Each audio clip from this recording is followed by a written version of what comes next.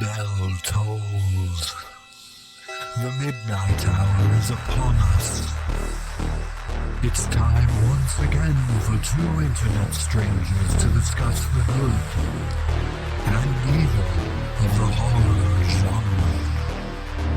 So sit back, relax, and enjoy the terror within the Hallow-Holics Anonymous podcast. I can't believe this. They didn't let me bring a +1. They made me wear periwinkle, and I told them I wanted chicken, but I got human flesh. This is the last time I go to a zombie wedding, Maddie. I mean it. In their defense, this did start as a normal one before you kicked open that vat of nuclear waste. Now Tarman's hogging the dance floor, and the bride's head is flying around screeching for brains. Hey, don't blame this on me. It may be my fault, but I'm too tired and too irritated right now to accept responsibility, Maddie. This arm is dangerously undercooked. Would it make you feel better if we started the podcast? Yeah, but we might want to hide in the reception area and barricade the doors. The bride's mother-in-law is eyeing me, and I don't know if she's dead or alive. Hi, I'm Maddie. And I'm Corey. And this is Hallow-Holics Anonymous. A show dedicated to all things horror and occasionally Halloween. And in this episode, the weddings, kind of. Sort of. I mean, yeah. It's more like houses. Yeah, kind of. But everybody talks about marriage. Oh, no, that's true. And there is kind of, I guess there's a wedding in mine. Yeah, and 2 fat men wear dresses. So, well, 3 technically, but... Yours doesn't have any giant mutant babies, though. That is true. Mine does not have any giant mutant babies. No, but John Candy is the Dom DeLuise of... John Candy movies. Yeah. I got confused while I was watching Nothing But Trouble. No, I got confused while I was watching Haunted Honeymoon, and I was like, wow, John Candy was really good in Cannonball Run, and it took me a good 25 minutes of, like, remembering Cannonball Run to be like, nope, Dom DeLuise. And what's funny is neither of them are playing it up humorously in our movies either. They're playing it straight. They're both women. Mm-hmm. Yours especially. Oh, yeah. But yeah, mine too. Mine is more of an absurdist sort of... I mean, they're both pretty absurd, but mine is definitely more absurdist and ridiculous, I guess. I don't know. Yours is more satire. Mine is just insanity. Mine is an homage that could be a little children-friendly, except for the weird duck squawking, like duck bed thing that went on there. Oh, yeah, I forgot about that weird little duck thing. Yours apparently resurrected the... Old Dark House. Yeah. Yours kind of rekindled that whole Dark House thing. I'm talking about Haunted Honeymoon, and he's talking about Nothing But Trouble. For those of you who've seen neither movie and just think we sound like we're going on weird tangents right now. Oh, yeah. You should for sure see both. They're super dope. And before we move on, though, to talking about the movies... I have terrible news. Terrible, terrible news. Okay, what's the terrible news? The final Coffin Box has shipped. They are no longer producing them. And where's it at?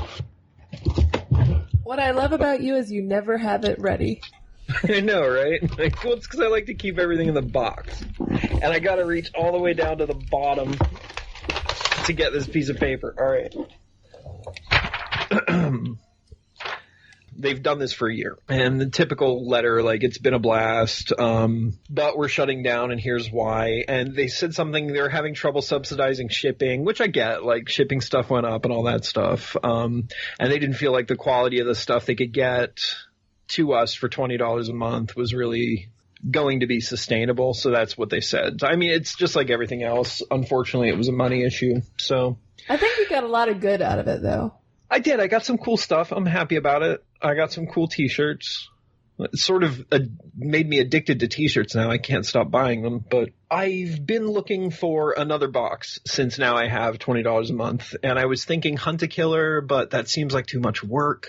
And it's not getting the best reviews all the time. So if anybody out there knows of another subscription box similar to Coffin Box that isn't going to send me like makeup every month or handmade knick-knack ripoffs, let me know.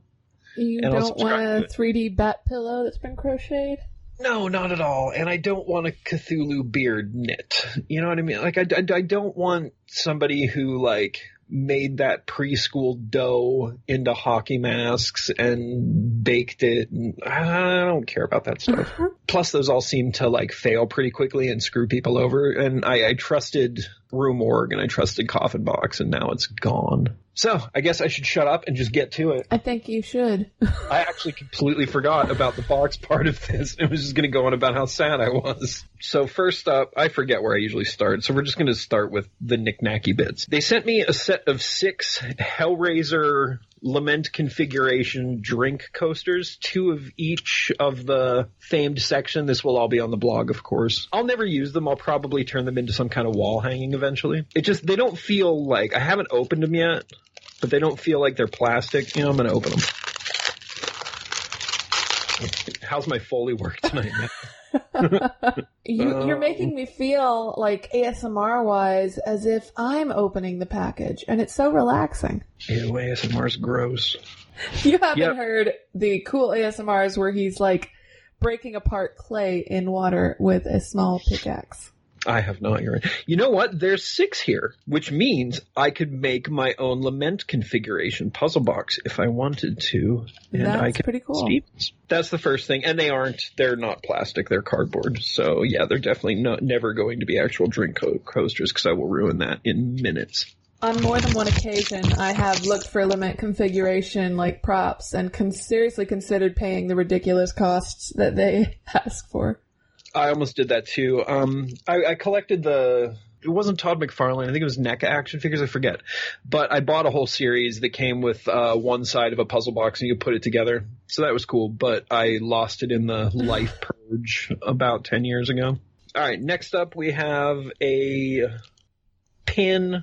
I forget what's it called when it looks like stained glass, but it's not. What are those pins called? I don't know. All I can think of is a kaleidoscope, and that's not what you're talking about at all. I forget, but it's a skull with a top hat, kind of sugar skull-ish, some snakes on either side. It's pretty edgy. I'll never wear it, but I'll stick it on my wall or something. The movie, you're gonna love this. Halloween, The Curse of Michael Myers. What? Yeah, just randomly I get Halloween 6. Yeah, the best of the entire franchise. I can't remember when we did those. Did I decide I didn't like this or did I hold my own? Did I still say I liked it? That's a good question. I'm going to have to go back and listen because I feel like I still liked it, but I don't remember. It's the Paul Rudd one. Yes, you liked it. For some reason, you thought Paul Rudd did an amazing job. Paul Rudd's great in it. He is not. It's one of his worst performances. Borderline psycho. It's awesome. That's bad acting, not a psychopath. It's just bad acting. He was young. And this is actually cool. The shirt I got this month. It's not a movie, nothing like that. It's a sort of Sugar Scully thing, more tribal Scully, I guess, but it's skull on the bottom, anatomical heart on the top. It feels bigger than the usual shirts too. Maybe it's just a different material. All right, and finally, the Rue Morgue magazine this month. The cover article is for a book called Inspection, the same dude who wrote Bird Box. I probably Didn't they send you that book? No, they sent me the one before Bird Box or something like that. Oh, okay. There's Return to Pet Cemetery, which I assume is... Oh, I actually saw the new Pet Cemetery. I enjoyed it. Oh, really? Yeah. There's an article on the resurgence of, well, not resurgence, I guess the creation and popularization of black horror. I looked at it briefly, and it looks like it's comparing like old exploitation with socially conscious movies of now. So like Blackula versus Get Out, that kind of thing. Yeah, I don't know. I'm not going to get too into this, but on the second page, it's an ad for like new horror and sci-fi movies, and they're selling a Nemesis triple feature with Nemesis 2, 3, and 4, not Nemesis 1. Gosh, it must be terrible. I don't know. I think actually Nemesis 1 was the best. I think it was kind of if it's the movie I think it is, it was sort of a William Gibson ripoff. Like, in fact, I think it opens the same way that. Was it Mona Lisa Overdrive? With the main character dying and getting rebuilt. Wait, Mona Lisa Overdrive, Count Zero, Neuromancer. Maybe it was Neuromancer was the one he died. I don't It's remember. a pretty common trope. Yeah. It's so, like, the Nemesis movies, if they're what I think are, they're very, like, William Gibson cyberpunky type stuff with probably boobs. Doing a part 2, 3, and 4 without the first one kind of reminds me of when you go to the store to, like, buy a set of books or a set of movies, and they have, like, part 1, 3, 4, 5, 7... Like, some dick went into that store and bought part 2 and 6. Probably not because they really wanted them, but because they didn't want you to have them. Well, we don't have any real bookstores in town anymore. We have one of those overstock bookstores where you get, like, heavily discounted books. So I'm really used to seeing every book in a series except for, like, 1 and 4. You know what I mean? Like, you can find 2, 3, 7, and 9, but Dude, the rest is not there. I am really convinced that that's not because they didn't carry them. I'm convinced it's because someone else just wanted to watch the world burn. I can respect that. That's you, isn't it? Yeah, I'm going to every bookstore in America as often as possible and buying up certain... Oh, you should see my basement full of sequels and pentacles. You heard it here first, folks. So I hear you got something fancy in the mail, too. Yes, I did. I got the latest. That would be the 3rd issue of the new Fangoria. The cover features us. It's got some great articles in it, as it has for the last 2, though. He means the movie Us, not Her and I. That would be amazing. Yeah. Though I'm very partial to the previous issue, which had Joe Bob Briggs and some zombies on the cover. This one is really well organized, and they have a great Godzilla article in it I would recommend reading. Okay, so the back cover shows you the silhouette of Chucky, and it says, from the producers of It, Child's Play. So that'll be the new Child's Play film coming out, not the television series that they have the actual Mancini and my favorite guy working on. Let's see. They've got the television series going to take place right after Cult of Chucky? I'm not exactly sure yet. I haven't read a lot of details in it. God, I really hope so, because Brad Dourif's daughter, like, it ends with her. Have you seen it? I haven't seen the last one yet, no. Okay, I'm not going to ruin it for you, because it is pretty good. I've heard it's really good. I've been meaning to watch it. So there are several articles in this one. The first portion is the guts. The second... Several articles in a magazine. Yes. You know what? It's no ads, so screw you, and that's important. Oh, yeah, no, that's true. There's a lot of ads in Room Org, but most of the ads are interesting and applicable, so I'm okay with it. So the first portion of the index is the guts. The second portion is the gravy. There is an interview with David Harbour and Mila Jovovich about Hellboy, by the way. There's also a really cool article on The Brood that I read the other day that was pretty awesome, like I said. My favorite article that I read was the Giant Monster Primer by Michael Dougherty, which was kind of just an overview of giant monsters. It's got some really cool makeup articles too. Like there's one on how to pop your eyeball out. Pop your own eyeballs out. Not literally pop your. It involves makeup. There's also a pretty in-depth article about Pet Sematary. So I really want to get my nails done before you pop your eyeballs out, or is that no? We're just talking about makeup, and it's just I've been thinking about it a lot. If I didn't work with my hands all the time, I just finished season 2 of Sabrina. And as much as I hate the High Priestess in that, he's got like cool like man claw nails. I really want man claw nails. Oh, please don't! You have to build things. You'll just break them. Yeah, that's why I'm not doing it. It is April 11th. Can you believe it already? Oh, that means I have to do something. Crap. Yeah. That's wrong. On this day in horror history. In 1986, we saw the release of The Toxic Avenger and Critters, and in 1997, we had Anaconda. In 2003, we had The House of a Thousand Corpses, and in 2009, Marilyn Chambers died. I keep having to stop myself from buying the $50 Critters box set because I know I'm going to find it on sale for like $25 someday. And that was on this day in horror history.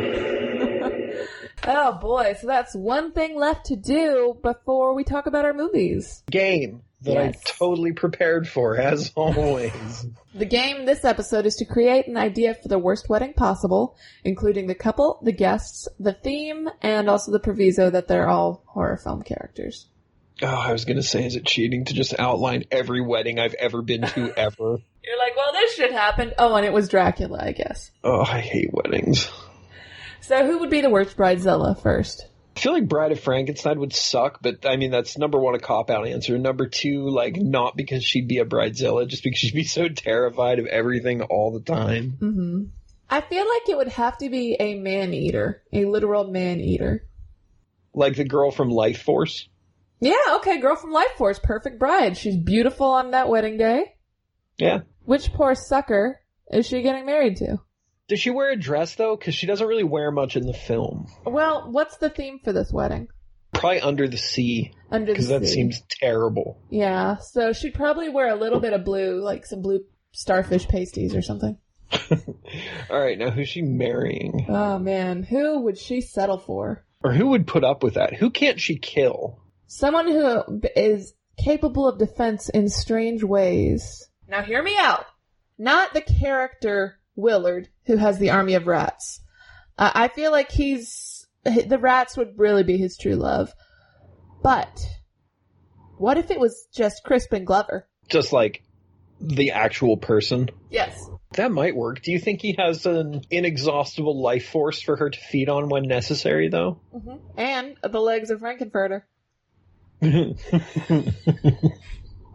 Oh, don't remind me of that abomination. Who's officiating?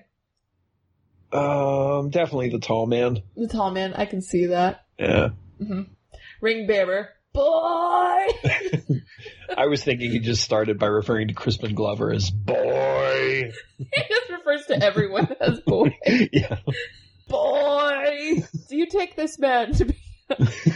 So, wedding's going great. Everyone's happy.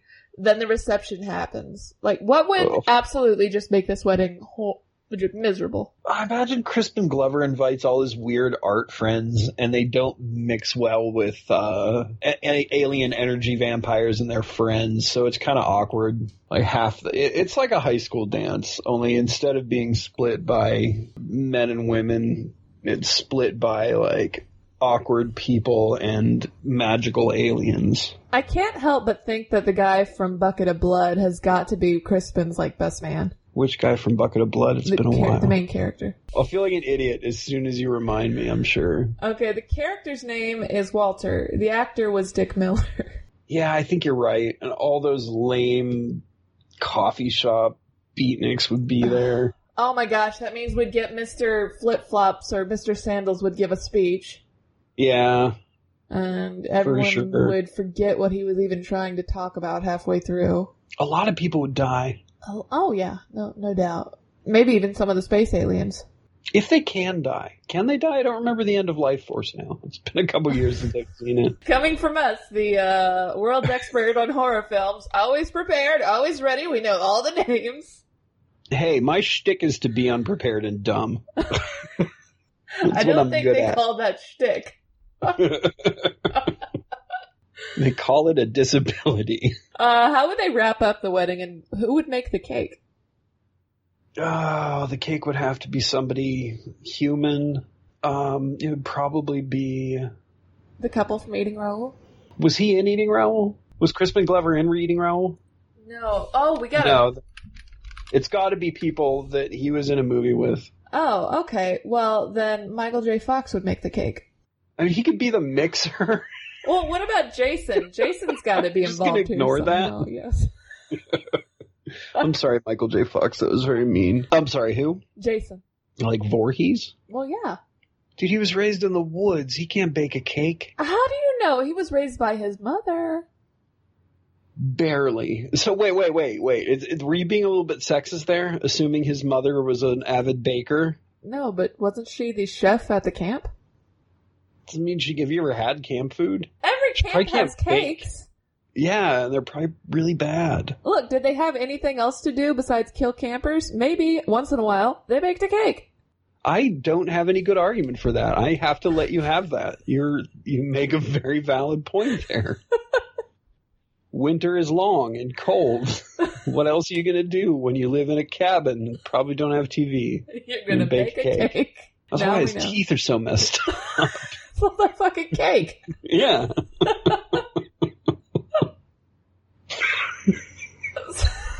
All right, so for some reason, Jason Voorhees is baking a cake, even though he is not a magical alien, nor is he a human artist. Well, they realized he probably couldn't be a very good usher. Well, that's why Lurch is doing it, obviously. Oh, was Crispin Glover in a movie with Lurch? No, but apparently you bring up eating Raoul, so we can just bring up whatever we want. This is the worst wedding and worst game we have ever done. Yeah, it's still not as bad as the last wedding I was at. So, in the end, I think everybody eats Gilbert Grape. Oh, poor guy. So let's just assume the wedding was terrible, because clearly we couldn't even come up with a very good scenario for it. The wedding was definitely terrible. Everyone died after Crispin busted They it on the got divorced dance floor. shortly after. Crispin Glover was heard saying, I would prefer not to, when asked if he was going to stay married to the chick from Life Force.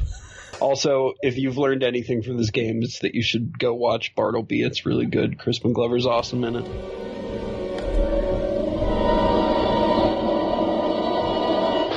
It should have been the happiest moment of their Stormville, lives, New the York. night they came home to be married at the house of Great Aunt Kate. But it turned Is into that a house? Haunted Honeymoon. I mean, yeah. I imagine it follows the definition of a house. It's a big house. I know that one of you is a werewolf. Oh, Harry, all over. What? That was hilarious. The scene with, It just kept going. Or something yeah. is trying to scare them to death. If anything, Did you ever find out who the werewolf is in this? Tower. I can't remember. Yes. Holy baloney, here we go again. But not until the very, very end of the movie, right? Was he wearing a dress? You kind of find out Yes, he halfway was. through, and then at Just the end, ask him to it's two leave, different sir. people. Tell him you have Oh, I don't remember halfway. We can go over Whatever that. happens, Who knows if any of us shall ever see the morning? they have to be ready. I'm ready. I'm ready. I'm ready. I'm ready! Beat it. Oh, there was a lot of music in these movies. There was. Yes, sir! It's the biggest thrill of my life. You'd think this would frighten me. It's not what you think. Well, it's partly what you think, but wait. Oh, wait. Starring Gene Whoa, whoa, whoa, whoa. Whoa, whoa. Whoa, whoa. Wilder, He's got great. Gilda Radner, He does. Oh, this thing's pinching my butt. and Dom DeLuise in his most demanding role. Oh, it's so That little complicated. dance moment where he like lifts his chest a little. I know, that was perfect. Haunted Honeymoon.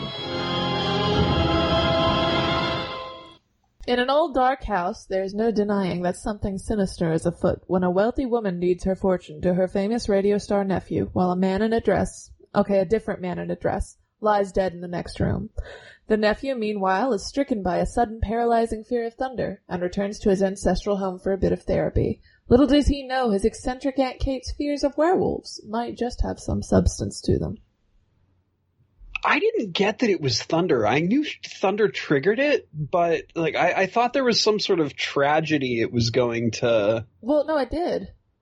Did it? Later on, when he was buried alive, he remembered his mother before she was getting married, and when they were at the church, lightning, broke through the window and killed her and, I guess, his stepfather. Weird. I don't know how I missed that part. I might have accidentally skipped a few minutes of this. Yeah, it's possible. It was towards the end, though. Huh. This was co-written and directed by Gene Wilder. He also starred in it. This was his final directorial work. And a lot of people thought that it was the final movie he directed because it did so poorly at the box office. But when I was actually watching some behind-the-scenes videos, he even mentioned in an interview that he didn't feel like he would direct again because he did enjoy directing, but he didn't enjoy directing himself. This was also Gilda Radner's final on-screen performance, sadly, as during filming, she was already beginning to show symptoms of ovarian cancer. Oh, I knew that she was sick during filming. I didn't know that the symptoms had started, though. I didn't read that far into it. Yeah, they believed that if they had perhaps checked it sooner, maybe around when this was being filmed, they might have been able to do something. Oh, that sucks. Yeah, I believe she might have passed away less than 3 years after this film. Mm-hmm. And she was just absolutely wonderful in whatever she was in. Oh, yeah, she was great in this, too. And her and Gene Wilder, who played the main couple, they just had great on-screen chemistry. And well, they were married in real life at the time, too, right? Yeah, they were. They just like true love and everything. They both passionately in love with each other. The reason Gene Wilder actually wrote and produced this movie is because he wanted to create something that harkened back to his childhood. There was a genre he described called comedy chills, where it was a type of movie that could scare you, but also make you laugh. Today we call that comedy horror, but, different time, I guess. It's very heavily influenced by 1930s and 40s radio, 1930s comedy horror films, and it shows. I think it's a really nice, loving homage, even if it did bomb at the box office, and Dom DeLuise got a Razzie for the worst supporting actress. Oh, he got for the worst supporting actress? That's amazing.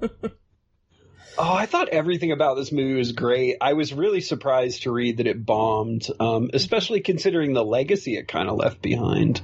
Well, I mean, it was also coming out in an awkward year. Let's see. There were a lot of really good movies competing with it when it was released. I mean, it was the year of Platoon, Ferris Bueller's Day Off, Top Gun, Labyrinth, Big Trouble in Little China. Oh, wow. Yeah, The Fly, Blue Velvet, Stand By Me. Yeah, that's a rough year to release a... But hey, it did better than Howard the Duck, I'm sure. You watch your tone. You know how I feel when you make fun of Howard the Duck. Gene Wilder plays a young man who works on a radio show, but he can't really perform very well anymore. He starts just cracking up behind the microphone. So mysteriously, somehow, his uncle, Dr. Abbott, shows up at the studio and says, I know how to fix his problem. We have to take him home and traumatize him, scare him to death, and he'll be back to normal. And everyone agrees with this. And at this point, you can kind of see the atmos of the film changing entirely to this very characterized kind of movie. That makes so much sense to me now. I didn't realize that was his uncle. I thought it was just his psychiatrist. And I couldn't figure out why he'd invite his psychiatrist to his family home for the weekend for his wedding. Well, his cousin... That makes a lot more sense. I also didn't get that the gray-haired old man was Dom DeLuise's husband. Oh my gosh. Yeah, I must have zoned out a couple of times, which sucks because I'm going to have to watch it again because I absolutely loved it. I thought it was hilarious. Jonathan Pryce, who plays the cousin, was supposed to be the doctor's son. Oh, I didn't realize that. The evil cousin. Let's just come right out to it. He's evil. Yeah. The butler, his name was Pfister, played by Brian Pringle, who was also in Brazil with Jonathan Pryce. Oh, and he was amazing in this. He was so funny. He was just absolutely perfect. He was just this drunken butler with a terrible memory. Screaming at Gilda Radner every chance he'd get. Oh. Completely bipolar. One minute he doesn't know who the hell Gene Wilder's character is. The next moment he is absolutely in love with him because he raised him. The next second he's trying to kill him because he thinks he's a murderer. And then the next scene he's trying to help him hide two bodies. That brought about the scene in the basement where he's knocked out Pfister and Gene Wilder's character is the whole tiny leg box gag. It was so great. It was not only a really great throwback to Young Frankenstein, but just a great way to bring in those just goofy cops, one of them in particular, to talk to, who were completely pointless in the film, except that they were the kind of characters you'd see in a bad 1980s horror comedy. I think that people who hate this movie don't really get the fact that it's a tribute. It's a parody. It's not a... I wonder if Mel Brooks had been involved, they would have given it a better chance. I mean, this was pretty much peak Gene Wilder at this point. He wasn't on any... I mean, he was pretty quickly on a downhill slope after this, right? As far as... He did less films. He said he didn't really... That's what I meant, yeah. Yeah. He was losing interest. You could kind of see it in the making of this, that he was just getting tired. He didn't say it, but I think he had at some point said that they just don't make movies he wants to be in anymore. But on a lighter note, I'd like to quote some of my favorite lines. Yes, and when the police dragged him out of 5th Avenue in a dress, that was fun. Was he wearing a dress? Well, just tell him you have a headache. That was his brother, right? His brother was the one that would wear the dresses. I think it was another one of his cousins. Oh, it was a cousin? Okay. Yeah. But everyone is nonplussed that this man and their family walks around wearing dresses and getting arrested. Mm-hmm. Well, they were wealthy eccentrics. What do you want? So some of Jean's inspiration in this film came from the 1930s version of, it's a French film of Beauty and the Beast. Have you seen it? What do you think? No. Okay. Right. So it's a sort of avant-garde, surreal film, and there's some incredible artistic shots. One of them, which is referenced in this movie, is these disembodied arms holding candelabras in the hallway. And it's actual human arms. So I thought that was a really, really cool reference in this movie. It wasn't just an original weird design. It was something they took from an older film. That sounds cool. Now I kind of want to see that. It's a Beauty and the Beast. Mm-hmm. It's a French version of Beauty and the Beast. It plays loose and fast with the rules of the story, but it's a beautiful piece of, like, just art. Is Gaston in it? I don't even remember. I just remember the effects. Oh. I don't even know if he was actually in the original story. He might be a Disney character. I just wanted to mention him.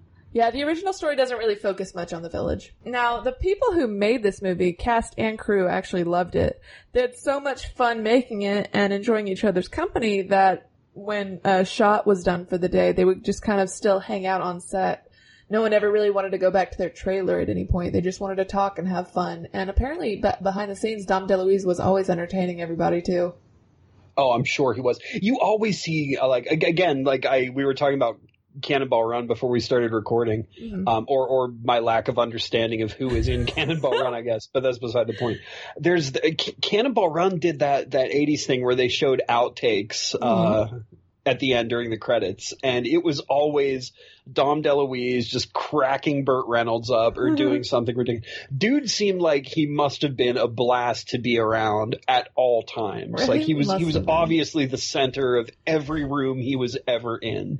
Oh, and you can't forget that great line to close their story at the end before it went back to the radio station. This cloud has pissed.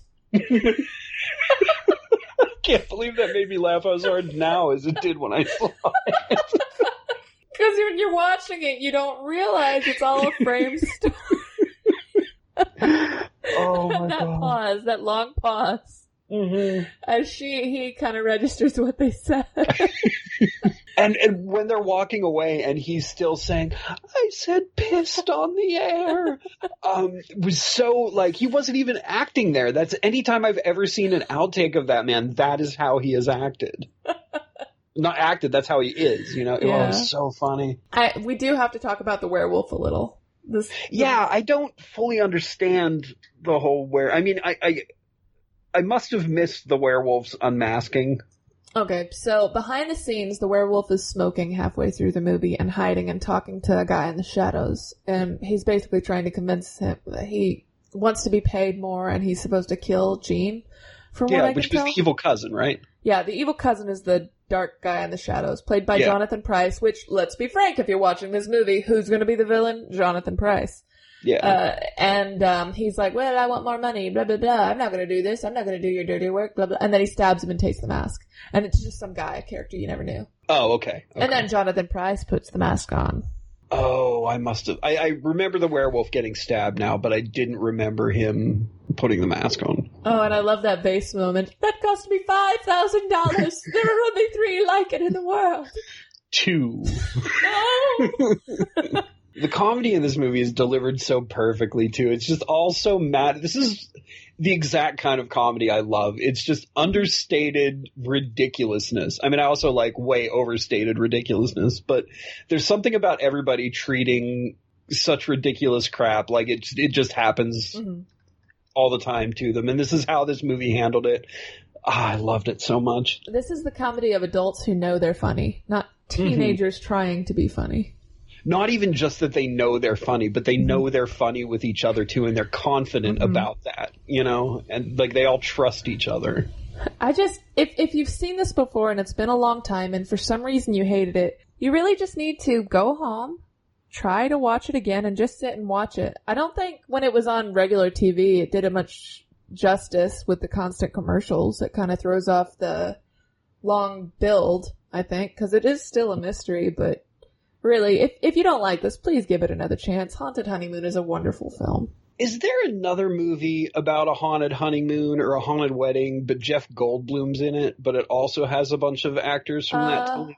It's not a wedding. It's Transylvania 65000. No, that's not the... I know of that one, but that's still not the one I'm thinking of. There's like, it's this like haunted wedding and there are ghosts. Are you thinking of High Spirits? I might be thinking of High Spirits, yes. Yeah, that is not Jeff... No, wait, he played a priest. No, he didn't. That was a different actor entirely. Yeah, no, that was Liam Neeson, Steve Guttenberg. You must be getting Steve Guttenberg. Yeah, I think I'm mixing. I think if Liam Neeson and Steve Guttenberg had a baby, it would be Jeff Goldblum.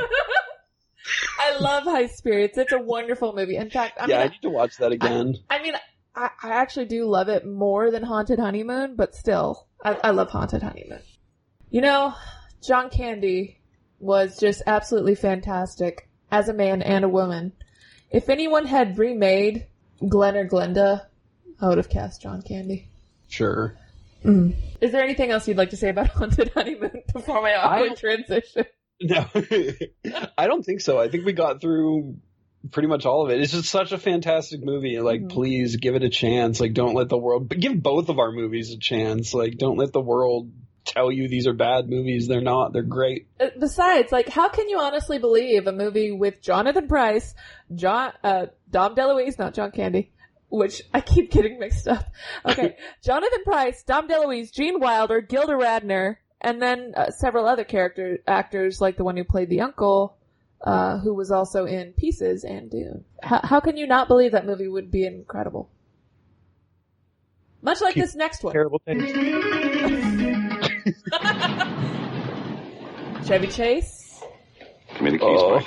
And, what's her name? Dan Aykroyd's brother or uncle. It was reported wrong. The guy who played the elevator guy. Concierge. Oh, no, cop. That was his uncle? Driver, step outside the car. Or uncle, cousin, or brother. I Demi Moore. Lower back, please. John I got an Candy. itch right up in there. It's good, thank you. Not today, sir. This may be Chevy is playing himself Valkenvania, in this but it is movie. still America. Oh, wouldn't mind when you he's just write playing it to himself computer. doing a minor Gene Wilder impersonation sometimes, not the way as far things as I'm work around concerned in here. this. What is this place? Revolving District Court for the Village Is of it weird that I like his Valkenvania house? is now in order. Oh, I do too. I love it. Honorable Reed. Junkyard and all. Bone strip and all. Dan Aykroyd. Put out that dog rocket. Nothing but trouble. This movie is an example of what a weird genius Dan you and I ought to Aykroyd spend a little is. more time Yeah. together. I'd like that. Would you? Welcome to the last resort. You look pretty this evening, sister. Doing something different with your hair? I love Where those something's moments. always cooking. How about a nice Hawaiian punch? You're some good friends. My mom hates this movie, especially because of the Tupac sequence. Where someone's I always wonder if the shaking. previews has Tupac's approving smile in And it. anything's better than house policy. Surprise look. Tupac's got some good background You're going, bits in this. Kiki? What? All they wanted Oh, no, wait a minute. This isn't a very well organized trailer. was a little getaway. I think the two of you'd make a perfect couple. You make this your bride? No, not in front of all these people, Your Honor. All they got was nothing but trouble. And you know where that title came from, right? From, like, I mean, I know it was a line in the movie, but did it come from somewhere else? I was going to say it was a line in the movie. Oh, okay. It was originally titled Valkenvania. I think there was one other title too. I don't remember, but yeah, there was. It was. Oh, I don't remember. It doesn't matter. But Dan Aykroyd wanted it to be called Valkenvania, but the studio, I guess, it was originally entitled Valkenvania, and it had an R rating because it was a lot more graphic and gory. But test audience didn't do so well with it, so they pulled it out and re-edited it and renamed it. That's why it ended up being released. It was supposed to be a Halloween release, and it didn't come out until February or something like that. Yeah. I feel like if, God rest his soul, but if Mr. Belushi had been around, he would have been cast as not only one of the mutant babies, but as Chevy Chase's character. Oh, for sure. For sure. So obviously, I will be talking about the movie that Rob Zombie eventually remade into House of a Thousand Corpses. Nothing But Trouble. It's a tale about a financial publisher, not a banker, a financial publisher and his friends, I guess, getting arrested on a trip to New Jersey. Okay, two of them, he's their financial advisor. Yeah. No. I know the reason I say it like that is because they made such a big deal about him being a banker, like, and what is Dan Aykroyd's character? Judge Vulcan Vane.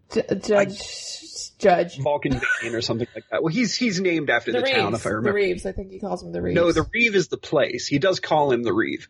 Vulcanheiser. That's it, Vulcanheiser. The most cringy joke in this movie is the Brazilianaires line. The Brazilian, actually, most of those jokes, like, and I think they realized how bad the Brazilian characters ended up being because they really weren't in the movie for very long. I bet there's a cut out there with a lot more of the Brazilians, but they were so not funny and, like, just borderline racist.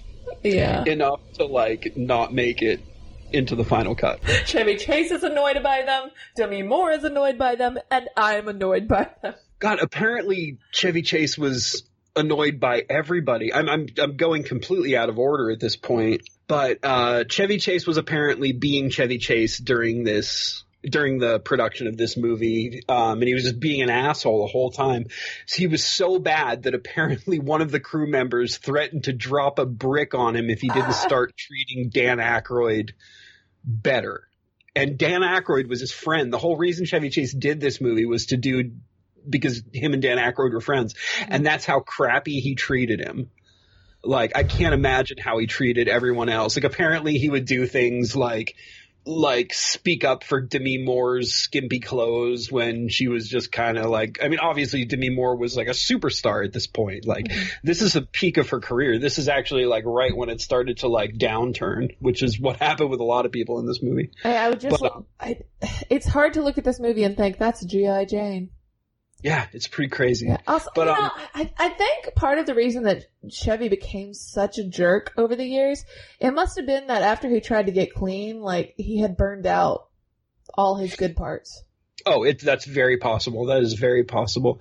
But he would have moments of clarity. He would have moments of clarity at night, and he would call his co-stars and like apologize to them randomly in the middle of the night for being such a jerk.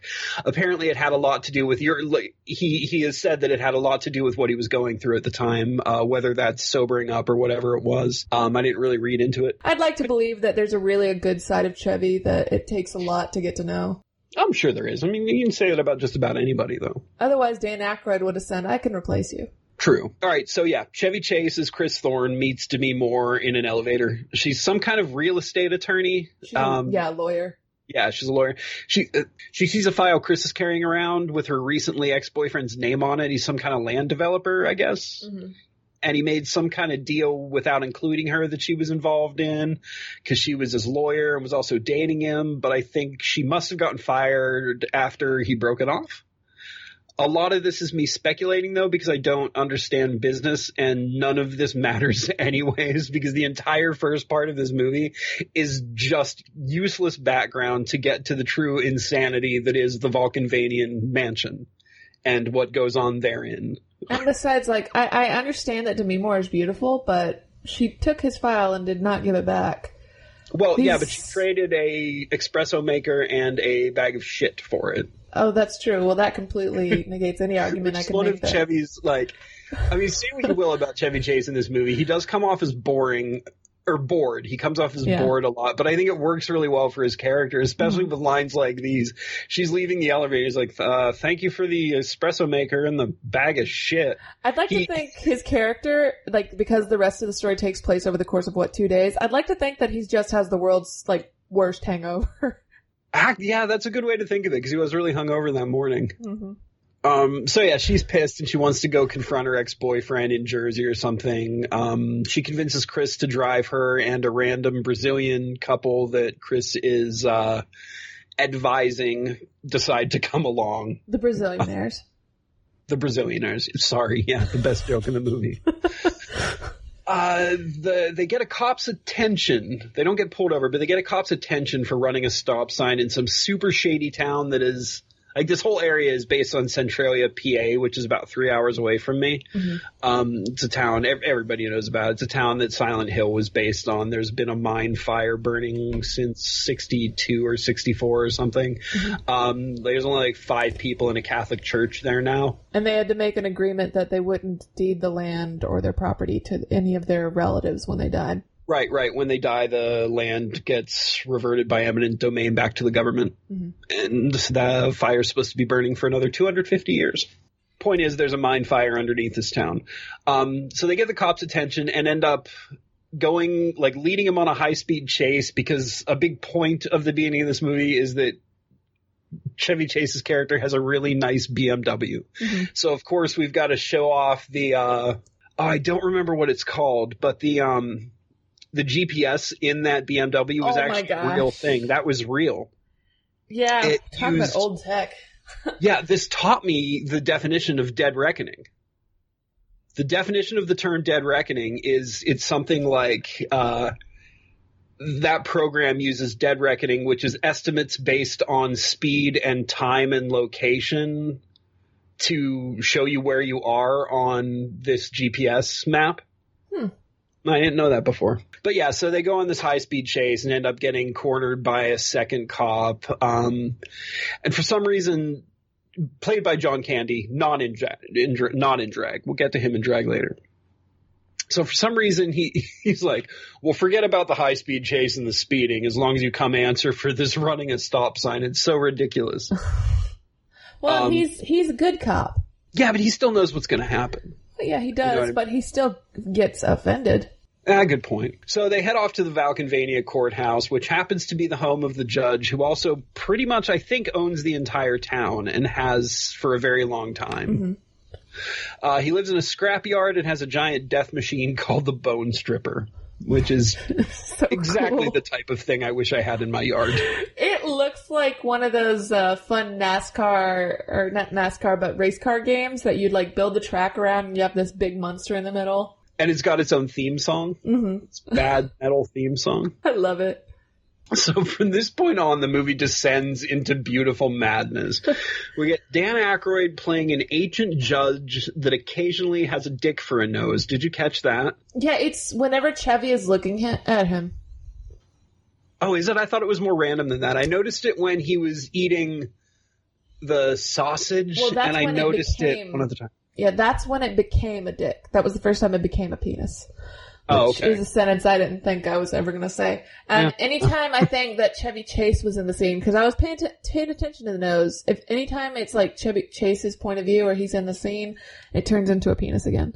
Am I really going to have to go back and watch Nothing But Trouble again just to see how many times Dan Aykroyd's nose turns into a dick? Well, it's an important symbolic element of this film. There's also some giant babies who Dan Aykroyd also plays one of. He either plays Bobo or Lil Devil. I can't remember which. And it doesn't matter. Again, they both sound the exact same and do the exact same thing. So it doesn't really matter which one Dan Aykroyd is.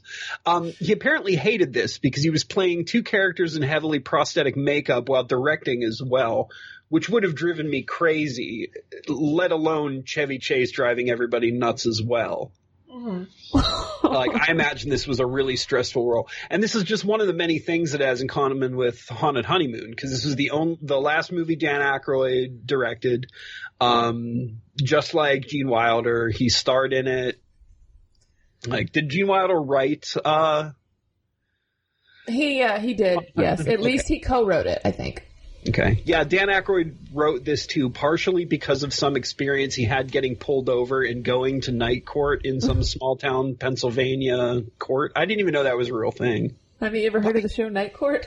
Yeah, but TV's not always real life, Madeline. Well, neither is Nothing But Trouble. Maybe not your real life.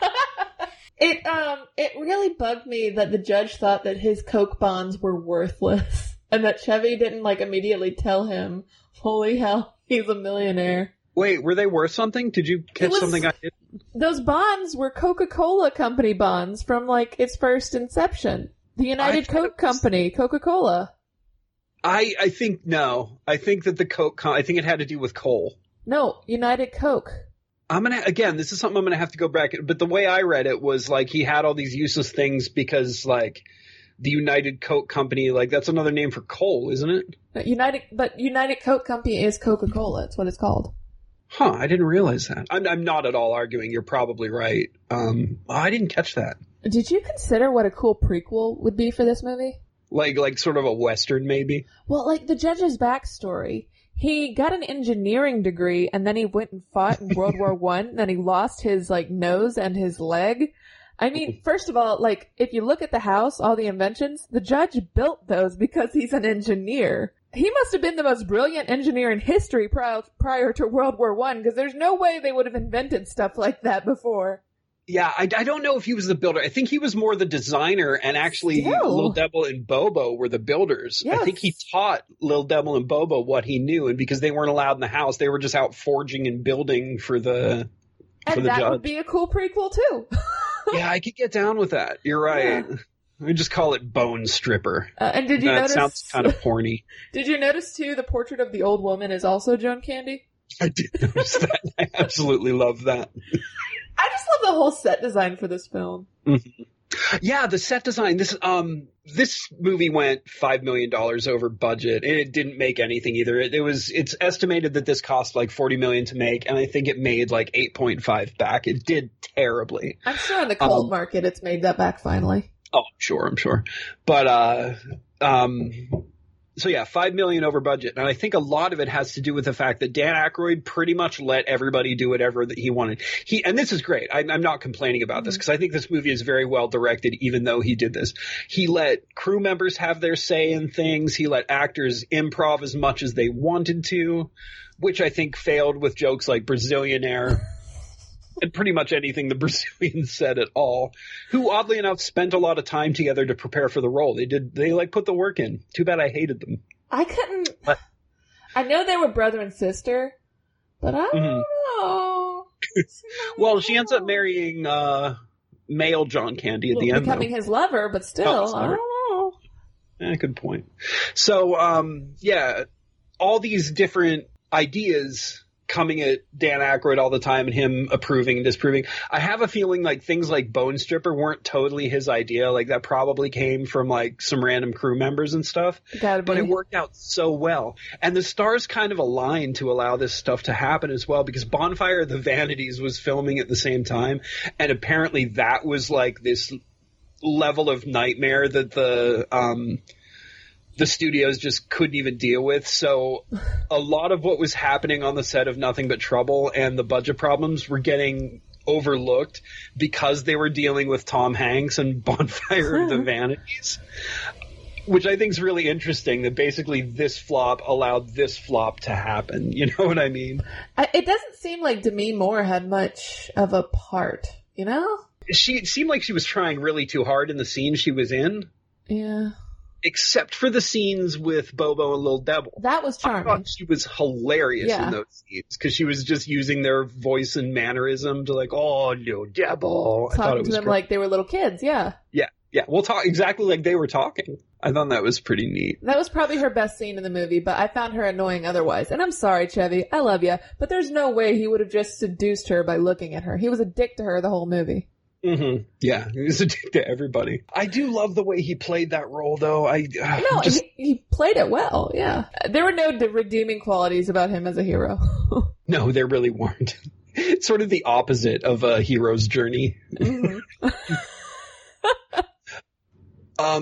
Robert Ebert hated the film, supposedly saw it in a nearly empty... I have a feeling this is just the film critic story, and also it doesn't help that I dislike film critics a lot. We're not that. We just talk about movies. Our judgments don't matter. He said that he saw it in a nearly empty theater with kids carrying on and screaming at the screen and just generally being bad moviegoers. And he walked over to the kids and asked them to be even louder so he wouldn't have to hear the film anymore. I think that's a bunch of crap, but I hate him. You know, this whole thing could have been avoided, though, if they had followed the rules of road trips. Which are? Thank you for asking. A little bit long. Don't pick up hitchhikers. Don't fall asleep when you drive past a Joshua tree, and don't blow past stop signs. They only did one of those. Yeah, but still, they violated a rule, and that's... All right, yeah, I guess one's enough. You know what? 2 of them are references, so screw you. It was funny. Wait, was that Highway to Hell? Yes. Oh, see, I did get it. It just took me a second. I need to watch that again. Oh, I love that movie. Me too. So the dinner scene is pretty great. Every time I watch it, I laugh out loud because I always forget that their dinner consists of room temperature Hawaiian punch, ants on a log, and what looks like boiled undercooked sausage on bread with condiments that are served on a model train that ascends from under the table and travels around in a circle. Can you imagine cleaning it? Do they clean it? I doubt it. It's a hoarder house, man. Oh.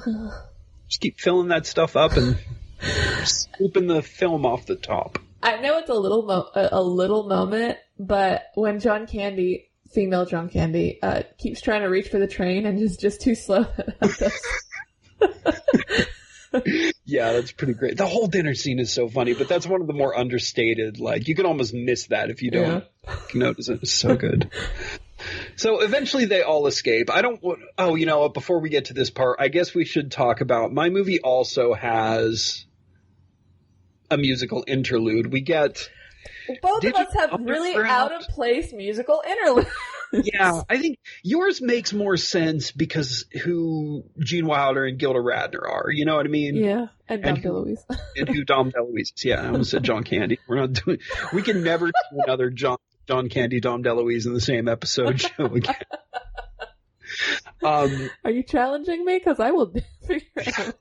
But yeah, I've got Digital Underground back when Tupac was beginning his career. This is the first movie he was ever in, and he's just in the background making surprised faces and just generally being really happy to be there. Isn't he doing backup vocals?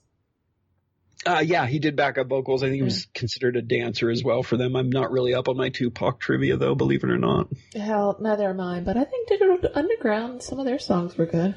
Yeah, they're okay. And the song that they played for the judges talks of the importance of safe sex, which I think is good for the kids to learn. And then, eating popcorn, watching movies every night. That's the that too. And then, all around the world, it is the same song.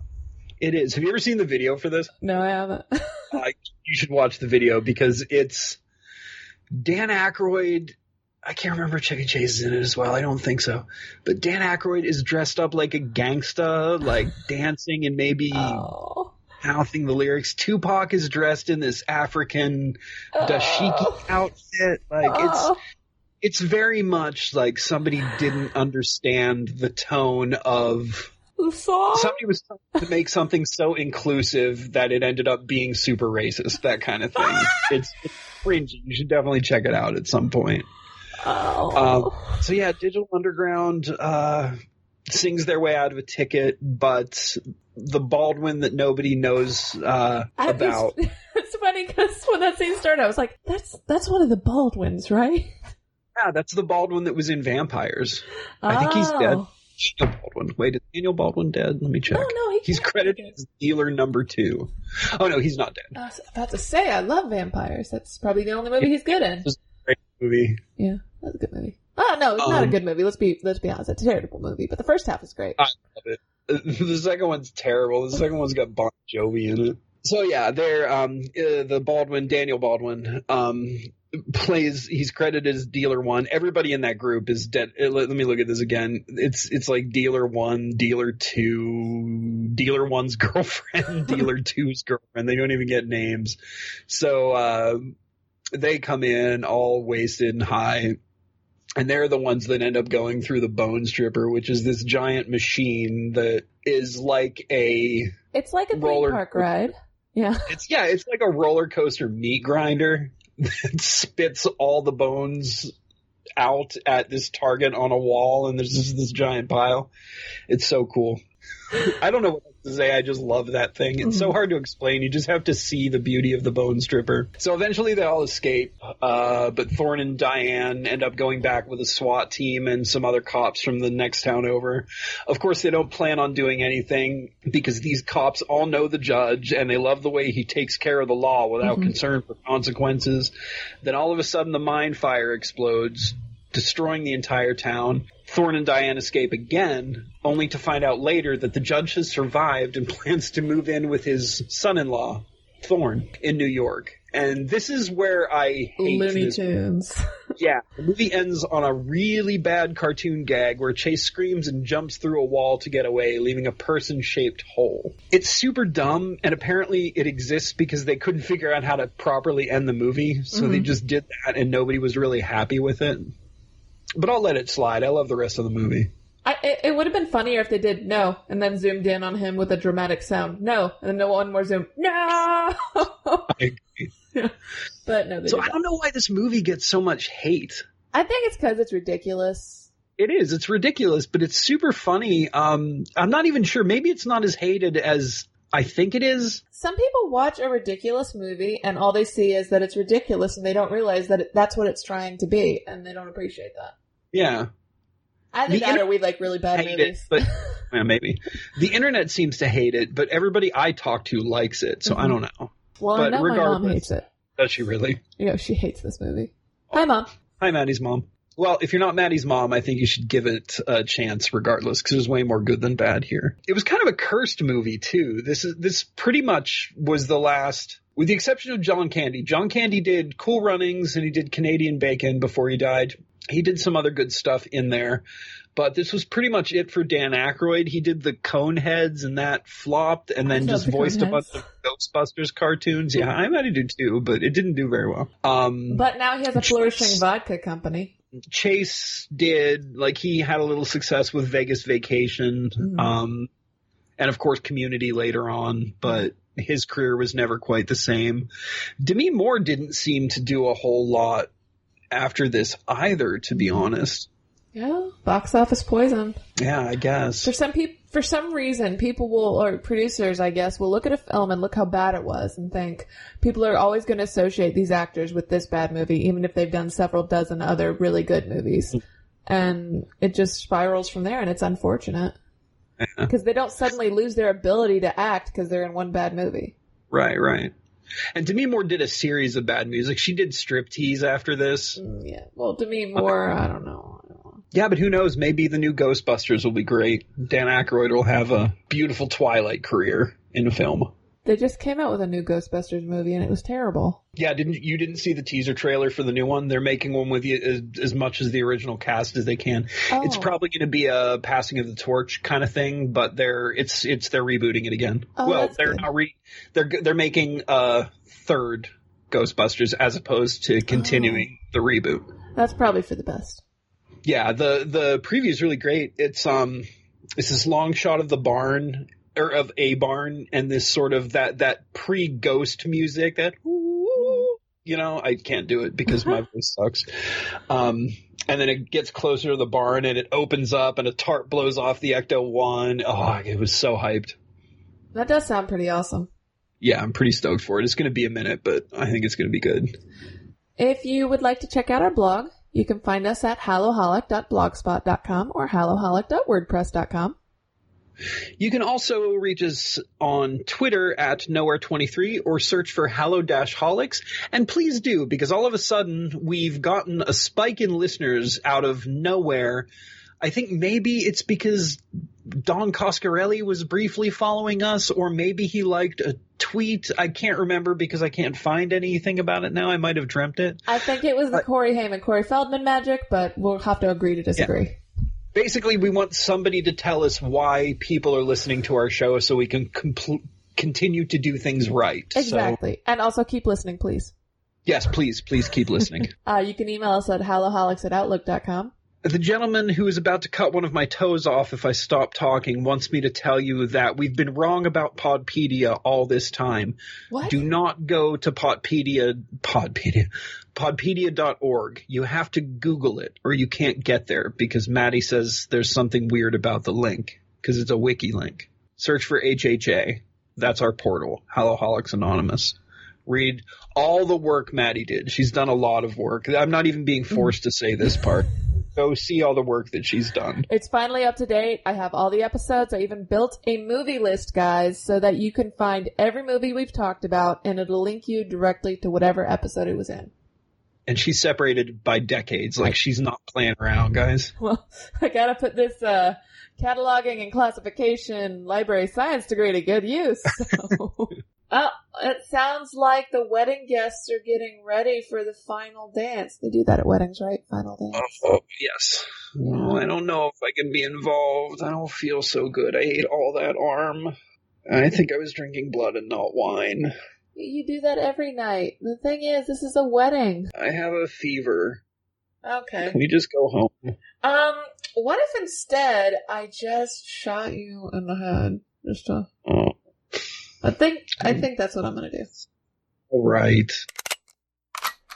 I think it was premature murder, but who am I to comment on that, considering my past?